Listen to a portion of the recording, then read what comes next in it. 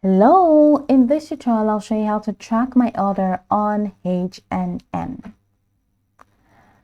Now, first you need to fire up the H&M app on your smartphone.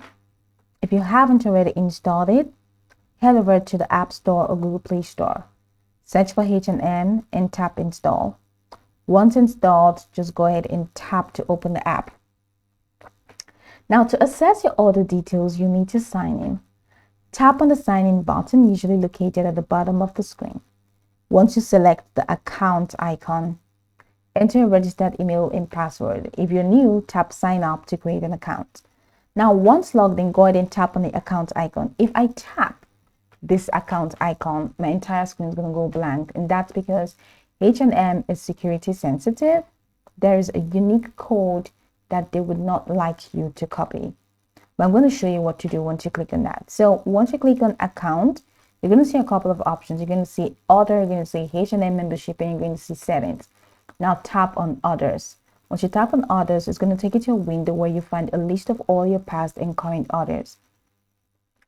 In that window, browse through your orders and tap on the one you're eager to track. This will open the order details page. Now on the order details page, look for a section labeled tracking information or delivery status. If your order has been shipped, you'll see a tracking number and the carrier's name, like UPS, DHL, or Hermes. Now tap on the tracking number to view real-time updates on your parcel's journey. Don't forget to check your inbox. H&M sends a shipping confirmation email once your order is dispatched. This email includes the same tracking number and a direct link to track your parcel online. Remember, it might take a few hours or even a day for the tracking information to appear. If you don't see updates immediately, don't worry, your package is on its way. If you're facing issues or having questions, H&M's customer service is just a tap away. You can contact them directly through the app or visit your customer service page for more options.